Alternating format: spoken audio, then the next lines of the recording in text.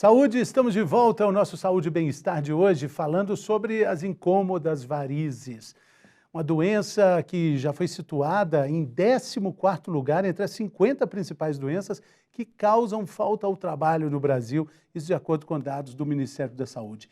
Esse mal gera muito incômodo, preocupação e que tem que ser acompanhado por profissionais, claro.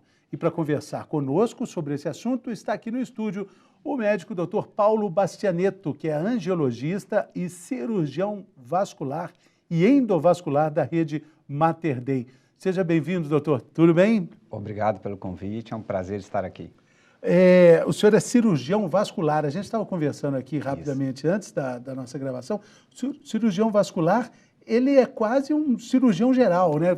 Das artérias e das veias. Isso. A nossa formação é em cirurgia geral, a gente faz 2 anos especializado em cirurgia geral e depois mais 2 a 3 anos para fazer e se tornar um cirurgião vascular, onde a gente trabalha e fica capacitado para cuidar de todas as artérias, veias e vasos linfáticos do corpo, excetuando o coração, que aí é do cirurgião cardiovascular. Interessante porque existe sempre aquela analogia, né, de que veias e artérias são pequenas estradas, grandes avenidas, rodovias, por onde o sangue circula e com ele circula a vida também, né? Sim, né?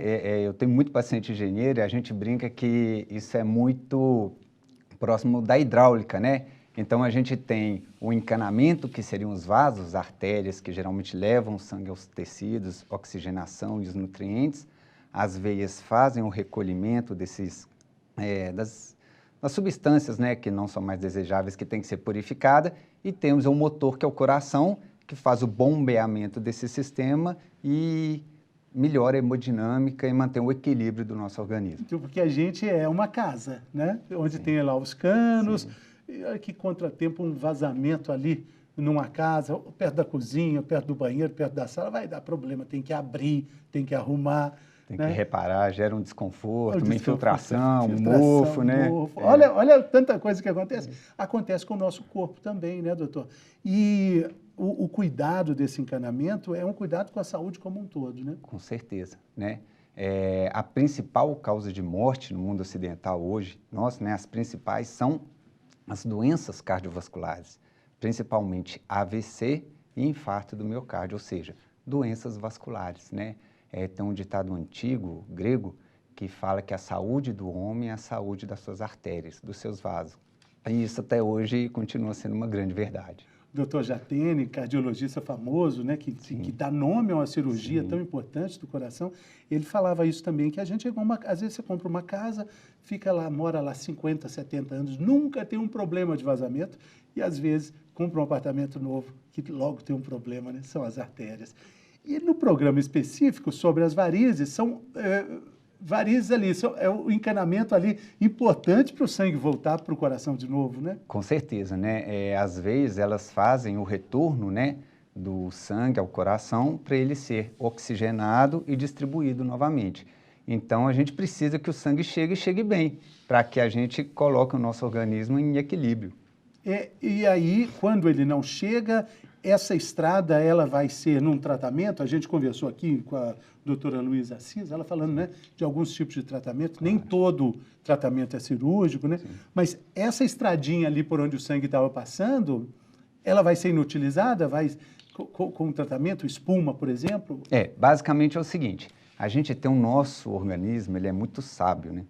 Então o nosso sistema vascular, o nosso sistema venoso, ele é redundante. Então, uma ampla rede venosa em que, em algum momento, e por alguns motivos específicos, algumas dessas veias começam a ficar doentes, ficarem dilatadas e não funcionar mais. Então, quando a gente elimina, a gente tira essa veia doente da circulação, né, pode parecer um contrassenso. Você está tirando uma veia, você vai piorar uma circulação que já está ruim, mas é o contrário. Você está tirando e eliminando uma veia ruim. E aí o sangue vai continuar circulando e circulando através das veias que estão boas e melhorando a hemodinâmica e o retorno venoso. E quando acontece da colocação aí já com as artérias? Se a gente comparar Sim. de novo veias, estradas, artérias seriam avenidas ou rodovias? Não tem muita, a gente não consegue fazer essa analogia, não. É mais em torno de fluxo e refluxo. As artérias são vasos que saem do coração e levam sangue para o organismo. Então, uma doença nas artérias, que geralmente é um entupimento, né, é uma obstrução, você vai ter uma dificuldade de chegar a sangue e com isso pode levar a uma isquemia, né, se for no caso do cérebro, um AVC, se for no caso do coração, um infarto, se for no caso do membro, uma isquemia, uma necrose, que pode evoluir até com uma amputação. Então, as doenças nas artérias estão levadas mais, são relacionadas a uma obstrução, uma falta de sangue. E no lado venoso, que retorna com o sangue para o coração, geralmente a gente tem dilatação, a gente tem as varizes. É como se as veias dilatadas, o sangue ficasse empoçado ali. Ele não circula e não segue o caminho que ele deveria seguir. Interessante. Não segue esse fluxo. E aí o tratamento é variado, né? Sim. Existem novidades que vão se sobrepondo a cada época? Graças a Deus, Ainda né? bem, né? Eu brinco, né? Eu falo muito com meus pacientes que em questão de pouco tempo, a medicina evoluiu muito, ela avançou muito e a flebologia ela foi nesse caminho. A questão de 10 anos atrás, a gente tinha basicamente 2 tratamentos para a doença venosa. Um no paciente tinha aquelas microvarizes, aquelas veias bem fininhas, de caráter mais estético, principalmente em mulheres, a gente fazia uma famosa aplicação, uma escleroterapia em consultório. E as veias um pouquinho maiores, mais dilatadas, não tinha muito recurso, acabavam indo para uma cirurgia. Ou seja, 880, ou uma aplicação, uma cirurgia. E nesses últimos anos, a gente tem um leque enorme de tratamentos muito modernos, muito eficazes e que dão excelentes resultados e a maioria deles são feitas em consultório, né? Isso é um grande avanço aí para a gente. Minimamente invasivas, né? Com Procedimentos mais praticamente indolores, minimamente invasivos, com baixo risco e com excelentes resultados. Eu lembro de ver relatos assim dramáticos da cirurgia e do pós-cirurgia com relação à cirurgia de varizes. Eu lembro de tias, assim, deitadas na cama, ia visitar, na minha infância aqui em BH, puxa, a tia fulana operou de varizes, aí estava ela lá na cama com a perna toda engessada, enfaixada. Aquele sofrimento, né? Então, assim, não é pouco tempo, não. Até 15 anos atrás, a cirurgia propriamente dita de varizes, né, o tratamento cirúrgico, porque existem outros, a recomendação era fazer a cirurgia, ficavam-se 48 horas com a perna enfaixada, não podia tirar a faixa e não podia molhar, ou seja, no mínimo 48 horas sem banho, né? Orientava-se basicamente 30 dias de repouso, onde a pessoa ficava deitada com a perna para cima, sem poder movimentar. Eram cirurgias com grandes incisões, com pontos, cirurgias traumáticas. Então, aquilo resolvia de alguma maneira o problema do paciente, mas o pós-procedimento, pós-operatório, era bem chato. Muita gente evitava fazer o procedimento, a cirurgia, ou às vezes arrependia. Falava que o tratamento causava mais sofrimento que a doença. E hoje, né, como a doença às vezes ela é recorrente, e um paciente que fez uma cirurgia há 20, 30 anos atrás é submetido a um dos procedimentos mais modernos, aí se assusta com as vantagens e como que esse processo evoluiu ao longo dos anos. Doutor, o tratamento é unitário, assim, o médico vai em varize por varize, veia por veia ali, procurando cada um dos problemas? Falando especificamente no tratamento cirúrgico, a gente leva o paciente, né, para o bloco cirúrgico, a gente faz uma marcação muito minuciosa e detalhada com um aparelho, um equipamento que ele é um visualizador de veias, então ele deixa a pele transparente e a gente consegue identificar certinho qual é a veia doente, qual é a veia boa, para fazer uma cirurgia mais completa, uma cirurgia melhor. Então a gente faz toda essa marcação pré-operatória e depois a gente, né, antigamente se fazia uma incisão e dissecava-se com a pinça e iam retirando essas veias basicamente individualmente. Por isso saía que era uma linha assim? Tipo uma linha, né? Saíam fragmentos, saíam segmentos.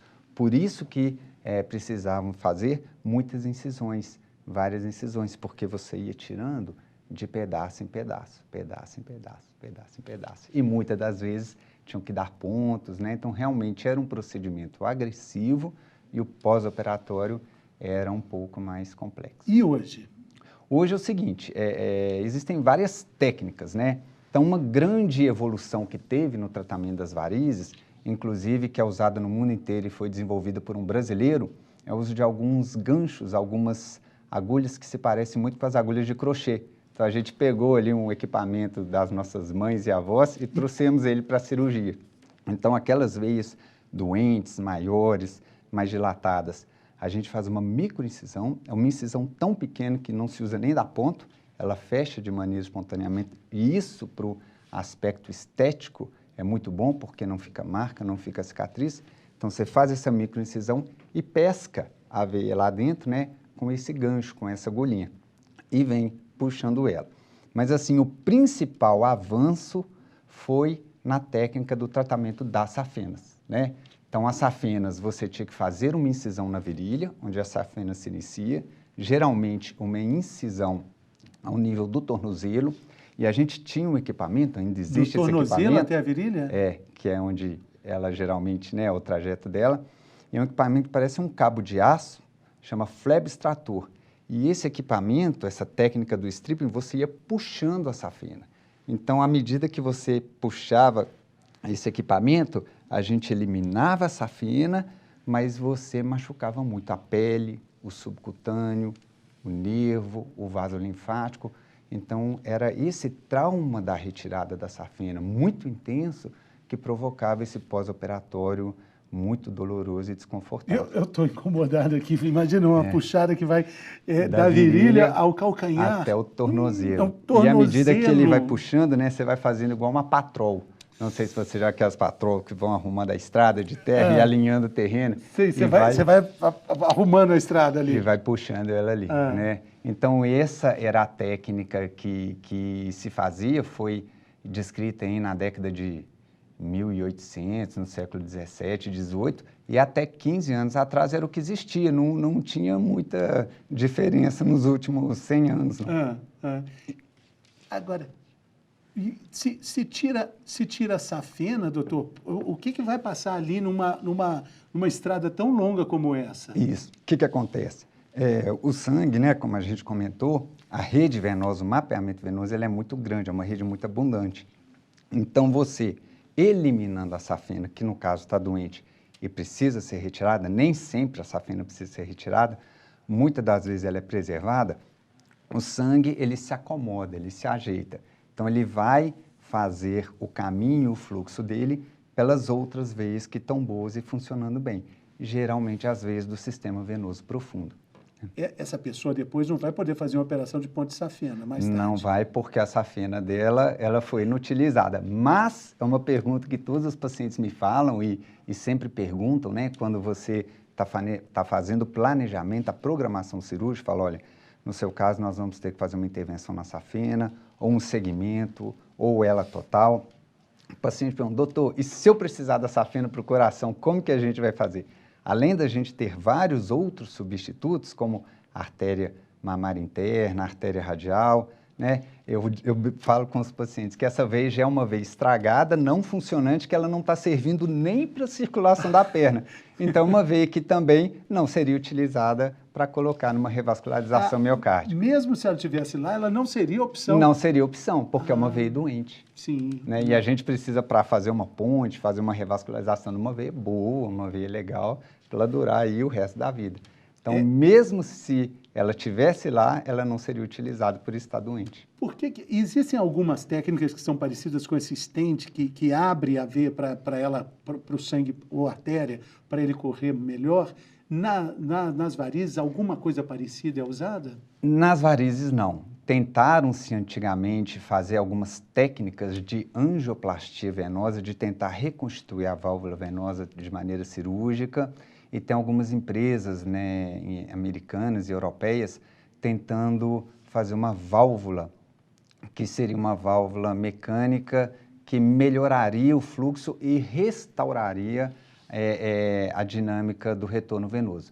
Mas isso não está indo muito para frente, não está dando muito certo, parece que essa intervenção ela provoca mais dano do que prejuízo. Então, quando a veia está doente, dilatada, a tendência moderna e cirúrgica hoje em dia é fazer a retirada da veia doente. A gente não consegue reconstituir a veia. A doutora Luísa falou da espuma que é colocada, mas ela também fica inócua, né? A espuma coloca ali, a veia deixa de... E a veia deixa de existir, né? Então, você realmente, quando tem uma veia varicosa, uma veia doente, o que deve ser feito para você fazer o tratamento, eliminar a doença, eliminar a veia doente. Doutor, o senhor falou de exames, né? O Doppler vascular, como é que ele ajuda no diagnóstico? É ele que vai ajudar também na própria cirurgia, na identificação? Isso, o Doppler é um avanço, né, muito grande que teve aí na parte da flebologia, porque ele combina um ultrassom, onde a gente vê aquelas imagens ultrassonográficas, junto com a dinâmica do fluxo venoso. Então, é praticamente imperativo, hoje em dia, um paciente que você está examinando, está avaliando, e você está fazendo uma programação de uma intervenção, seja ela no consultório ou seja ela cirúrgica, fazer o Doppler, o Duplex Scan, porque ele vai te dar um mapeamento certinho de onde a veia está boa, onde a veia está ruim, onde tem um fluxo adequado, onde tem um refluxo, se já teve uma flebite, se já existiu uma trombose. Muitas vezes a pessoa teve uma trombose, uma flebite, não percebeu que teve, e aquilo fica como se fosse uma marca, uma cicatriz na veia, que quando você faz um Doppler, depois de 5, 10, 15 anos, você descobre. Então, o Doppler ajuda bem. E eu faço uma coisa que eu melhorei muito meus resultados cirúrgicos, que agora é uma tendência moderna, isso eu já faço há alguns anos, de ter um ultrassom dentro do pré-operatório. Então, geralmente, você fazia um ultrassom, o médico tinha um mapeamento e ia operar o paciente. Eu, além de fazer esse exame pré, eu levo também isso para dentro da cirurgia e ele ajuda em tempo real você identificar as veias doentes, as perfurantes. Com isso, você faz uma cirurgia mais segura e uma cirurgia mais completa. Agora, doutor, o senhor estava dizendo, né, tem pessoas que podem ter tido trombose, um comprometimento da veia, sem nem perceber. Isso pode ter acontecido em viagens longas, por exemplo? Que é um dos fatores de risco para a trombose, né? A trombose ela tem fatores de riscos genéticos, familiares, e tem alguns que são temporários eventuais, como a gestação, né? Uma paciente, quando ela se torna gestante, ela tem um risco aumentado de 10 vezes a mais de ter uma trombose, pelo próprio fato de estar gestante. E esse risco, ele aumenta para 15 vezes nas 4 a 6 primeiras semanas após o parto. Então, a viagem de avião, né, que geralmente são viagens prolongadas, é um fator de risco, o sedentarismo, a gestação, o tabagismo, né, esse próprio histórico familiar. Então, isso não é comum de acontecer. Eu já ouvi falar de uma receita muito própria para viagens longas, e alguns médicos me falaram sobre isso, de usar uma aspirina antes para dar uma rareada no sangue. Isso não tem muita evidência científica, não. A gente não costuma passar isso. Existem medicamentos, sim, anticoagulantes, que a gente usa em alguns pacientes específicos. Como prevenção para viagens? Como prevenção para viagens, principalmente em quem tem um histórico positivo para trombose, quem já teve um passado de trombose, mas não é esse, são outros medicamentos. Mas existe e a gente passa com certeza. Doutor, e quando a gente está falando da maravilha da cirurgia, né, de varizes, é anestesia geral ou como é? Não, a anestesia ela pode ser feita com uma sedação, uma anestesia local, às vezes a gente usa a raquianestesia e pode ser também a anestesia geral, mas geralmente é uma leve sedação com anestesia local, para a gente fazer essas técnicas mais modernas que substituem aquele strip, aquele arrancamento, que é a técnica do laser, né, que é muito utilizada hoje em dia e que ajuda bastante os pacientes. Tem uma cirurgia que tem risco?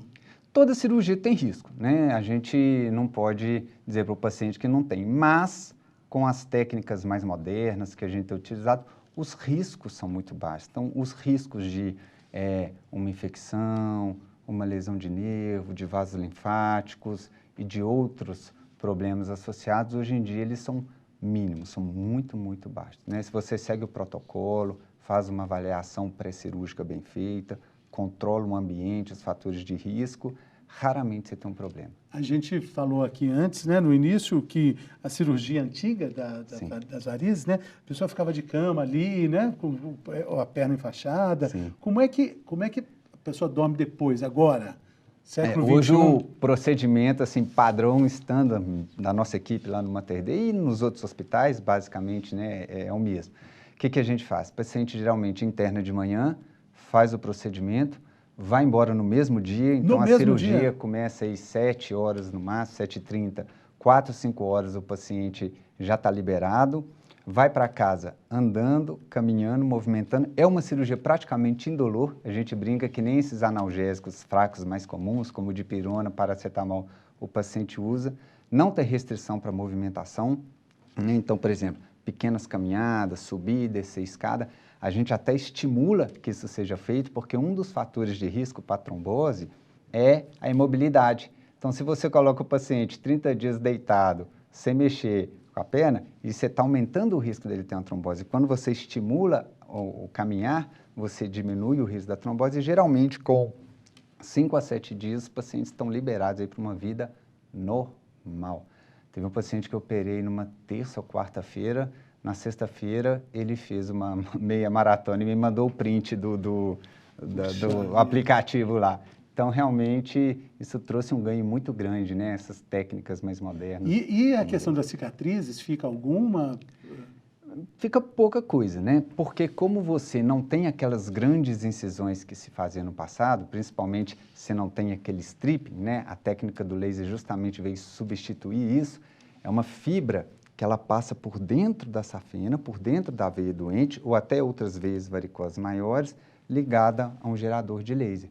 Então, você regula esse equipamento, ele libera energia que ele desintegra essa veia doente, então você praticamente não tem aquelas incisões e aquela parte estética de cicatricial que fica ou ficava num pós-operatório antigo, né? Então, o sol está liberado também? Geralmente, o sol a gente libera com 20 a 30 dias, né? Já libera. Tem pacientes que a gente opera, o paciente fala, não, doutor, eu estou tão bem, estou tão legal, eu moro aqui perto, eu posso ir embora a pé? A gente, com certeza, põe a mochilinha, pega o acompanhante e vai embora a pé. Então, realmente, isso para a gente até é um fator positivo, a gente até estimula isso, né? Tem alguma relação da cirurgia, os ciclos menstruais para a mulher? Tem alguma relação de problema? Não tem muito problema, não. O que acontece é que, previamente à menstruação e durante o período menstrual, por questões hormonais, o sistema venoso ele tende a ter uma vasodilatação. Então, isso provoca mais sintomas no paciente com a doença venosa. Então, quando o paciente te procura e ele fala que sente uma dor, um desconforto, e no período menstrual esses sintomas se agravam, isso é mais um indicador que a dor desse paciente, o desconforto, está relacionado com a doença venosa. Agora, fazer uma intervenção, um tratamento, estando ou não no período menstrual, não tem importância. Às vezes os pacientes não querem porque ficam um pouco incomodados com a situação, do contexto ali. Mas realmente, tecnicamente, não existe nenhuma limitação.